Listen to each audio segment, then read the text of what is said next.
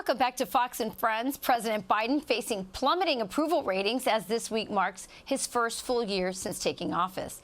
The president's agenda remains stalled within his own party as the country still grapples with a pandemic, surging inflation, and a border crisis. Fox News contributor and former House Speaker Newt Gingrich is the author of the book Beyond Biden, and he joins us now.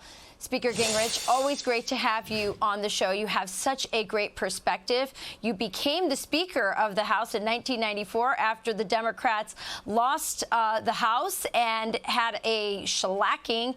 And Bill Clinton did a pretty good job of, hearing the message and changing course. We know that President Biden has this press conference coming up. We imagine he's trying to get his message back in order. Do you think he's capable of that? Well, he may be capable, but I'm not sure he wants to. If you look at his last two speeches, the one in the Capitol and the one in Atlanta, they were viciously partisan, very hostile, guaranteed to divide the country. They were sort of Biden at his worst. Gallup just reported that Biden entered the year with the Democrats having a 9-point advantage in party identity and ended the year with the Republicans having a 5-point advantage in party identity. Now, that party identity is a very hard thing to shift. They shifted it 14 points, if you add the two together, 14 points in 1 year in reaction to the Biden presidency. And I think part of its reality, as you pointed out, you have 101 ships still sitting off of Long Beach, California. You have a logistics supply chain mess. You have the former head of Walmart saying that his stores look like it's the Soviet era in Russia because they can't put anything on the shelves. I think people look at all this and they feel it every time they fill up their car, and they see a system that's failing. And they don't see any evidence that the Biden team realizes that. Yeah, you bring up that former CEO, Bill Simon of Walmart, and he did say that it looked like the former Soviet Union.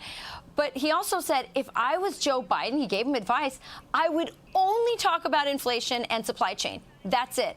And yet, as you point out, that's not what he's doing.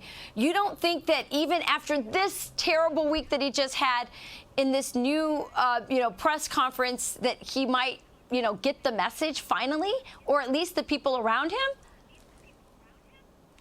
Look, I think the problem the Democrats have is that they are absolutely fixed on their radical wing.